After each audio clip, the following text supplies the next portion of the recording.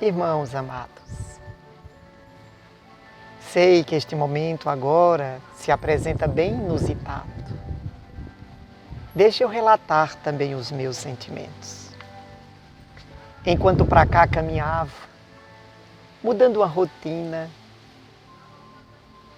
do corredor cheio com os abraços e as saudações, o auditório lotado e o amparo divino nas expectações de cada irmão. E aqui eu entrava. E no primeiro momento também tolhido por uma tristeza. Mas enquanto o mundo lá fora se apresenta abafado, aqui corre um vento que afaga a alma. Como se Deus soprasse e nos nutrisse. E nos vem a alma, a condição das casas religiosas, como cântaros, com água límpida e fria, descedentando os viajantes. Os inúmeros cântaros que Deus distribuiu na sociedade. E nós nos acostumamos com essas fontes. E quando de repente uma mudança no caminho, no roteiro, e o nosso coração se fecha. Ah, queridos irmãos, mas isso se dá para que haja uma expansão em nossas almas, uma expansão na nossa forma de pensar. Vamos tentar remontar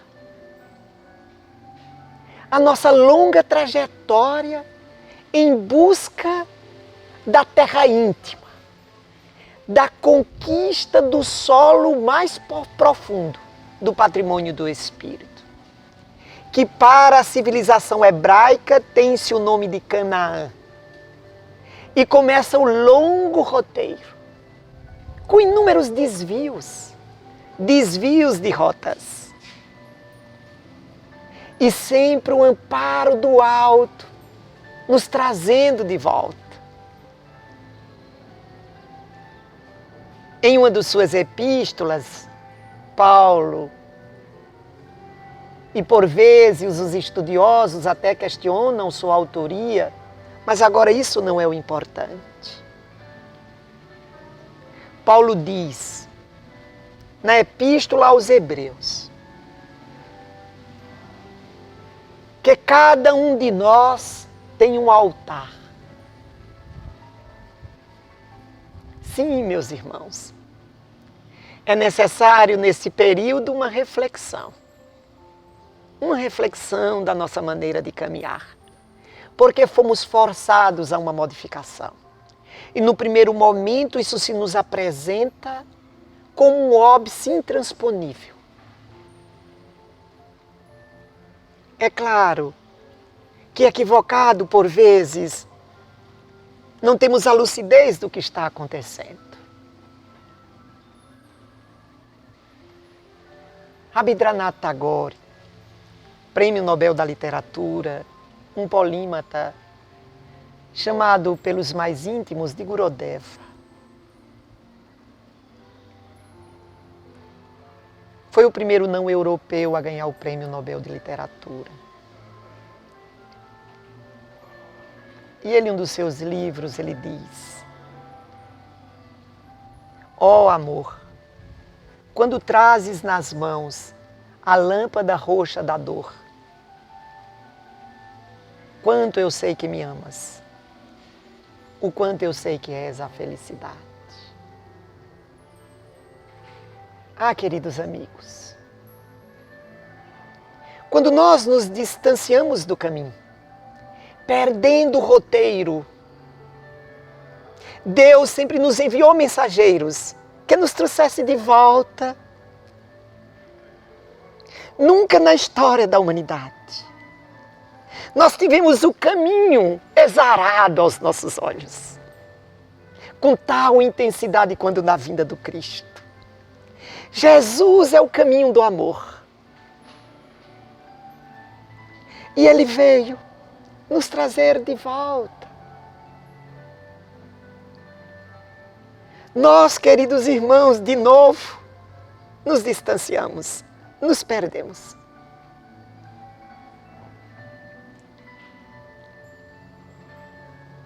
Em sua epístola, perdoe-nos, no Evangelho de Marcos, no capítulo 3, versículo 31, ele diz: tinham muitos que iam e vinham e não tinham do que se alimentar. Buscai, pois, um lugar à parte. Ah, irmãos, queridos irmãos, nós temos um altar em nossas almas, nós temos um templo, só que nós não estávamos visitando este templo. Perdido nas nossas ações comezinhas, nas nossas conquistas ilusórias. E de repente, a necessidade de estancarmos os passos. Sim, sim. A casa de pedra nos faz falta. Mas estamos em um outro tomo. Porque quando nós nos reportamos a Jesus, primeiro temos que nos lembrar que Jesus era judeu. O seu cântico, porém, ia além das fronteiras de Israel. Porque nós temos que entender que as suas propostas lembravam que Israel seria a luz para alumiar as nações. Então, meus irmãos, na trajetória, em diminutas palavras, do povo hebraico, judaico, nós temos a família, o templo e o livro. Hebreus, israelitas, judeus. Jesus, queridos irmãos, não era favorável ao templo. Ele dizia da seguinte forma: o reino de Deus não vem com aparências exteriores. O reino de Deus não está aqui, ali, nem acolá. O reino de Deus está dentro de nós. Nos lembremos que quando ele visitou o templo, o segundo templo, que seria destruído no ano de 70 por Tito Vespasiano, e nunca mais foi construído. Porque o verbo exarado seria replicado em nossas consciências. Ele disse: não ficará pedra sobre pedra. E talvez, queridos irmãos, em uma breve associação, nos lembremos de Ezequiel, este místico, este profeta que dizia, em sua visão, às margens do rio Cobar, que a Shekinah, a glória de Deus, sairia do templo para as consciências dos homens. E como nós sabemos pouco da consciência mais profunda de nossa alma, como nós visitamos pouco a terra íntima mais profunda. E há uma necessidade desse estacato para que nós voltemos. E mais uma vez a gente puxa a imagem de Paulo, quando Paulo fala aos Efésios, porque Éfeso é conhecido pela comunidade cristã. É o lugar para onde vai Maria e João, o evangelista. Mas Éfeso tem a sua conquista helênica. E nós muitas vezes debruçamos o nosso olhar sobre os ensinos do Cristo dentro de uma forma grega de ser. Não mergulhamos muito na proposta orientalista, onde nós estamos falando do conhecimento pelos sentimentos. E Paulo, na Epístola aos Efésios, esta cidade marcada também na história, por conta do templo de Ártemis, uma das 7 maravilhas do mundo antigo, Paulo diz assim: capítulo 4, verso 23. E vos renoveis no Espírito. É verdade. Os nossos olhos contemplam o avanço acadêmico, tecnológico, mas também registram a distância uns dos outros. Como nós, queridos irmãos, começamos a ficar indiferentes às dores alheias. E houve a necessidade desta força. Essa força que nos obriga. Não que haja um cântico, um louvor por conta do sofrimento. Não. A dor, queridos irmãos, é o último recurso que Deus se utiliza para o nosso ensinamento. Nos esquecemos dos ensinos do Cristo. Qual pai terreno, ainda que limitado, que o filho lhe pede um pão, ele lhe dá uma pedra? Ora, queridos irmãos, a condição de pais limitados, quem é que cantarola a glória porque houve um sofrimento para o seu filho aprender? Se os nossos filhos puderem aprender com amor, o sorriso brota em nossos lábios. A doutrina espiritista tão lucidamente decodifica. Vamos trazer um conhecimento, lembrar, nessa vasta literatura espiritista. O encontro de André Luiz, de Hilário, com Druso, no livro Ação e Reação. Capítulo 19, Sanções e Auxílio, salvo engano, é este o nome do capítulo. E ali, este sábio instrutor vem nos conceituar 3 tipos de dores. Dor, expiação. Dor, evolução. E dor, auxílio. A dor, evolução, que é de fora para dentro. Que interrompe os passos, que não pede permissão. Passastes dos limites, fostes além do previsto. Agora, vamos precisar contingenciar para que retomemos. A dor expiação que é de dentro para fora, que é essa que prorrompe, que não existem fármacos.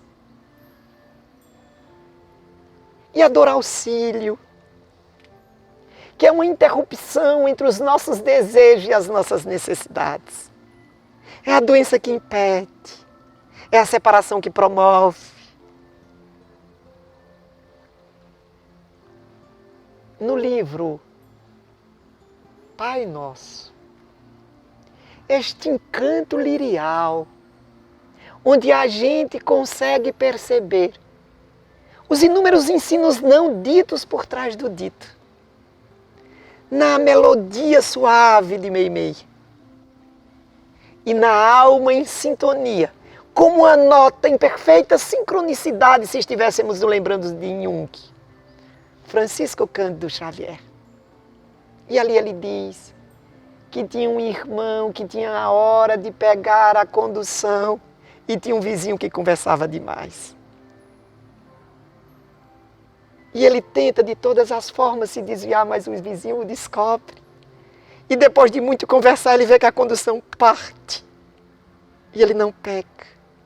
E ele se questiona, meu Deus, por quê? E agora? Como vou chegar ao meu trabalho? Enquanto mergulhado em suas lamentações, chega a notícia de que o coletivo sofreu um grave acidente. A própria Meimei viria dizer mais adiante, Deus tem estradas onde o mundo não tem caminhos. É um cântico de esperança. Não há louvores para o sofrimento. Há sim, queridos irmãos, o louvor pelo ensinamento, pelo aprendizado, E se a dor se faz tão intensa, é claro, se o fogo está tão alto, é lúcido, que nós mais endurecidos nos encontramos. Houve uma necessidade, porque estávamos mais do que nunca autossuficientes. Ah, meus irmãos, agora o estacato, o inverno, o mergulho em nós mesmos, o lugar à parte, deverá processar na nossa mente como um filme. Nas longas horas em que estamos na carne, quanto temos nos voltado para a promoção do bem coletivo? O que temos dado de nós mesmos para o bem da comunidade que participamos? No primeiro momento, o medo, a sensação de impotência. Mais adiante, porém, as descobertas das riquezas adormecidas, as jazidas de espiritualidades aguardando o nosso cascavilhar para descobrir. Sim, meus irmãos, se cada um de nós utilizar a consciência como altar, toda a terra vai ser um templo. Cada um de nós passa a ser, então, um cântaro divino em deslocamento, auxiliando os sedentos ao longo da estrada. Porque a proposta é um intercâmbio contínuo. Somos células de um grande organismo. Pensemos nós, ainda agora, sob a batuta dessa pandemia, quanto não temos se utilizado ainda de outros para não corrermos maiores riscos? Observemos. Será que temos feito a reflexão profunda? Ou o medo tem nos induzido a uma condição instintiva? Porque a gente se lembra que o animal acuado morde. Se nós mergulharmos nessa condição instintiva de proteção, o outro é um vetor de transmissão. Se nós pensarmos dentro de uma coletividade, a pergunta é: o que é que eu posso fazer, me utilizando dos recursos do conhecimento acadêmico, para passar segurança, para me proteger, mas ainda assim servir, auxiliar? É claro que muitos vão dizer: ora, só me resta rezar. E a oração, queridos irmãos? A oração. Se a gente fosse utilizar do conhecimento agora, a física quântica se permite pesquisar o quantum de energia nas emissões dos pensamentos. A oração é um recurso. Uma flor na janela. De quantas formas nós podemos ajudar? Porque se isso não vier à nossa mente, fala do quanto estamos distantes. E a gente se permite a reflexão. É verdade. Agora estamos sobre a batuta da dor evolução, da dor auxílio, da dor expiação, porque no coletivo tem as individualidades. À frente o Cristo, que nunca nos abandonou, nunca. Então, irmãos amados, claro que nós estamos passando por uma grande mudança necessária, postergada, procrastinada. Agora, vem a força do alto, não mais. Sairemos plenos daqui? Não. Mas reflexivo? Sim. Voltaremos à visão da necessidade, da reflexão em torno de quem somos, à busca íntima, à procura de Deus em nossas almas. O primeiro momento da tormenta, nós nos achamos perdidos. Porque a busca pela sobrevivência ainda é para nós uma conceituação eminentemente física. Sobrevivência em profundidade, em espiritualização, são os passos que nós damos a seguir Jesus, o quanto nos tornamos parecidos. Então, quando vem a vaga, a grande onda, a tsunami, o medo, porque nos tirou da zona de conforto, o ensinamento, queridos irmãos, é o Cristo por sobre as águas agitadas. Coragem, sou eu, não tem mais. São as vozes do Cristo que só se tornam audíveis pelo sofrimento. Quando a dor, o medo, paralisou-nos, quando fizemos silêncio nos nossos desalinhos, os timbres divinos se apresentam. Além das águas tormentosas, vem o Cristo. Tende bom ânimo. Eu sou o caminho, a verdade e a vida.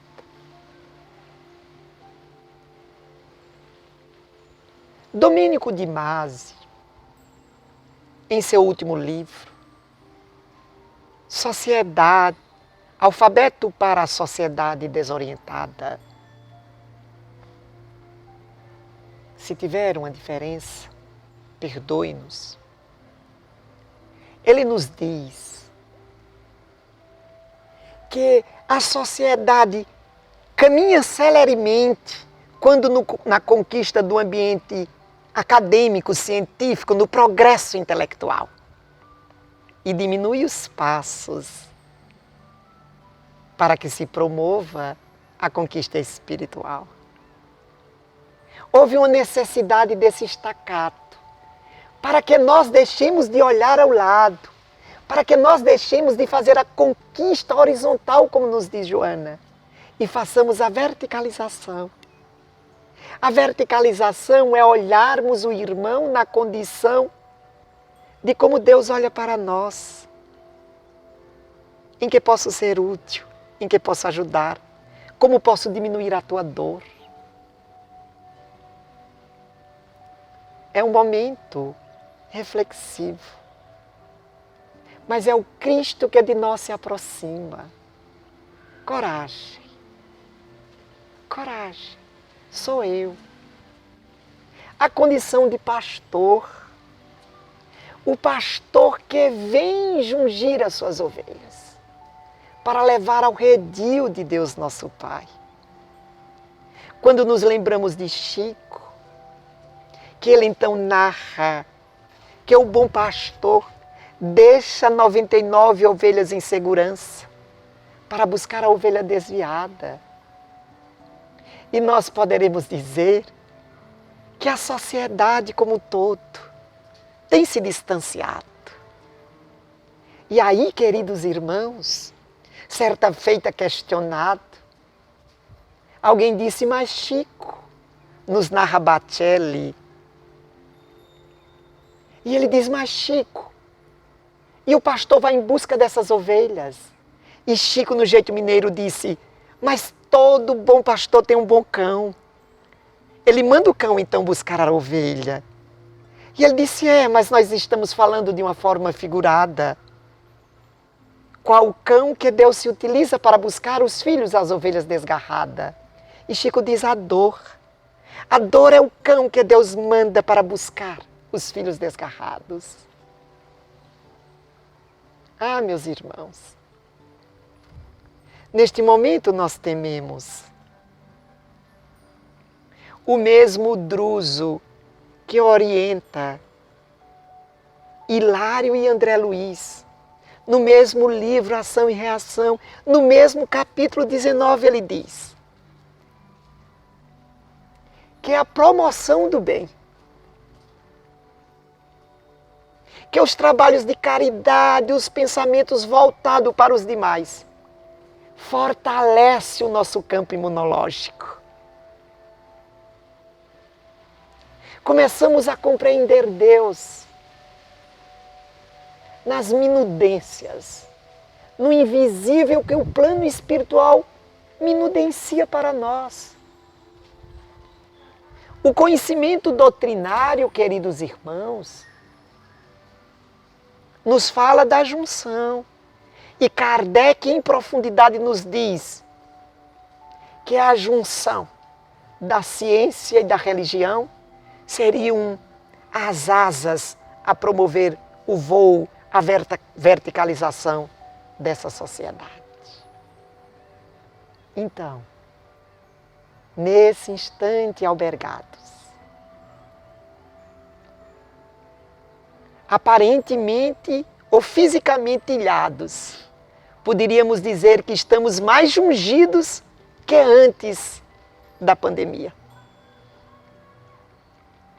Como transformar agora a nossa preocupação em ação? Como promover o auxílio? Como diminuir o tempo do sofrimento para o ensinamento? O todo é a junção das individualidades. Cada consciência tem que fazer essa introspecção. Cada consciência tem que refletir, tendo como modelo Jesus.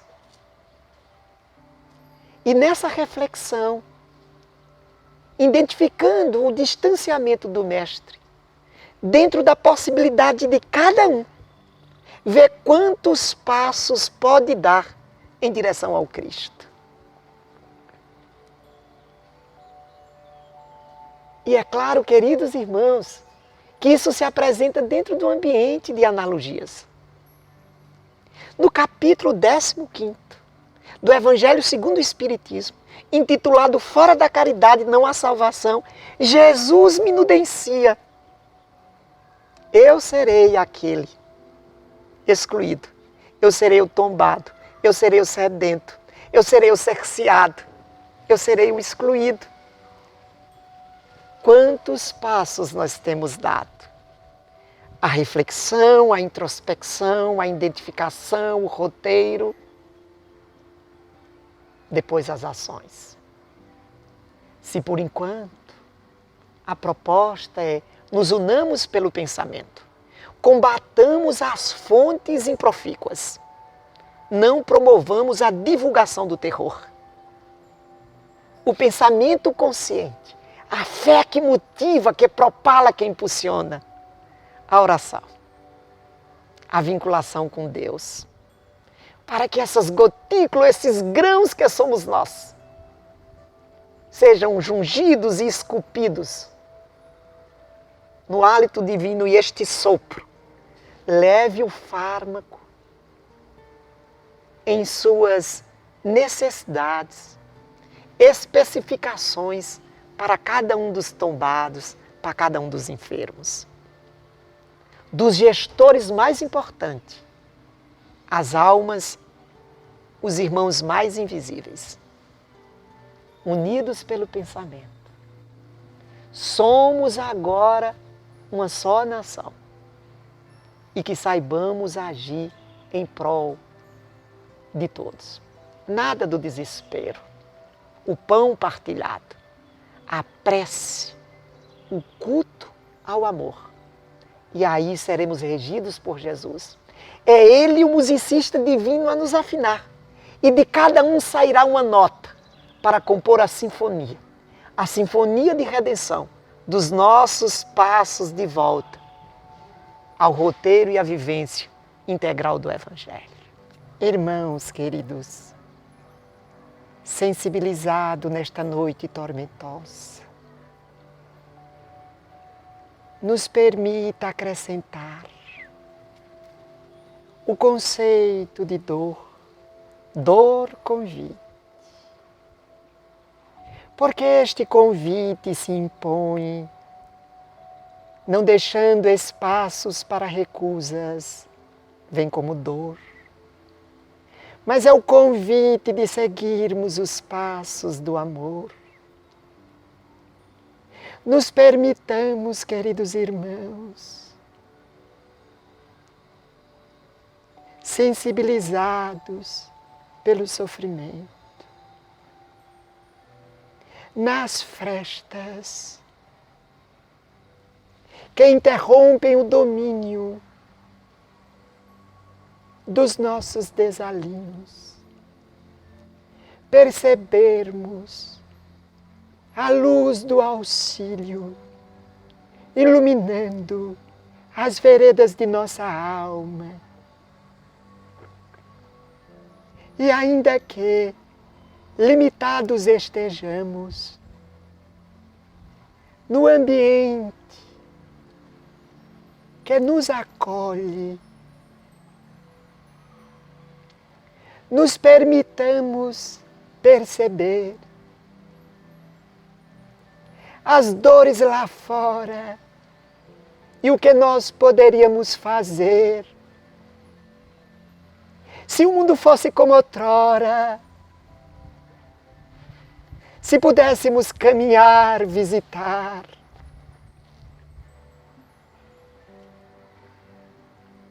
se tivermos permitido que o luzeiro divino tenha se adentrado profundamente ao nosso espírito, brotará em nossas almas as ações e os atos que poderíamos promover. Aquele que é patrão, que é empresário, que é senhor, poderá dizer: eu poderia promover uma melhor condição para os meus funcionários. Poderia saber quais as necessidades em seus lares. O funcionário, por sua vez, dirá: eu fui tão pouco grato, eu serei mais grato e trabalharei mais agradecido, colocando enternecimento no meu trabalhar. E promoverei o crescimento em minhas limitações, para que mais vagas surjam e mais funcionários existam.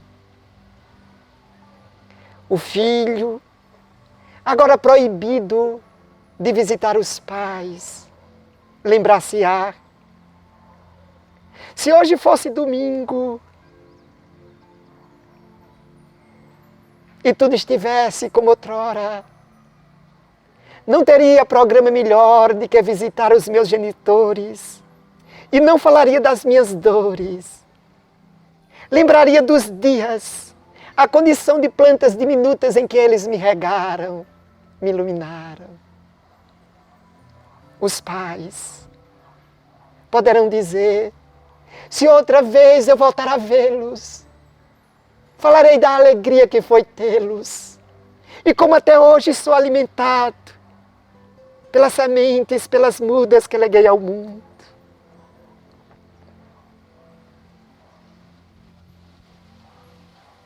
Os médicos, os técnicos, não se limitarão apenas aos diagnósticos e aos remédios alopáticos. Darão um pouco mais de si. E cada conquista, cada esperança, alimentarão a busca mais profunda do conhecimento, não como um galardão acadêmico ou social, mas como as vidas que precisaram dos seus auxílios, para que os pais, os filhos, os irmãos fossem mais lúcidos. Em cada abraço não permitido, por enquanto, o conselho ao ouvido: façais diferente agora, seja uma melhor pessoa. Não existe imunidade melhor, não existe fármaco sem efeitos colaterais, como o amor incondicional. Os cônjuges se perdoando e não agasalhando as falhas, para que não se amontoem e não se tornem montanhas intransponíveis. O solitário, ao invés de falar da sua solidão, Ao invés de falar de quem não tem flores para entregar, compraria flores, as mais belas, as mais simples ou as mais enternecidas, e levaria outras pessoas esquecidas, acolhidas em asilos. Não mais choraríamos quando nos alimentássemos solitários. Dividiríamos o pão. E talvez fosse necessário, antes de comermos a nossa parte, levarmos o irmão faminto. E ele ia falar da gratidão pelo alimento. E quando sentássemos à mesa, teríamos a companhia da gratidão por ele zarada. Irmãos amados, poderíamos falar interminantemente dos inúmeros afagos que esta dor convite pode promover. Mas não nos esqueçamos, pois, que isso só ocorrerá se tivermos olhos de ver. E nós, iludidos, olhávamos para tudo, registrando na memória dos nossos smartphones. Que nos permitamos agasalhar naquilo que os parapsicólogos chamam de memória extracerebral e que os espíritos falam da nossa bagagem espiritual. O book da Câmara de Deus em nós, onde nós percebemos o outro.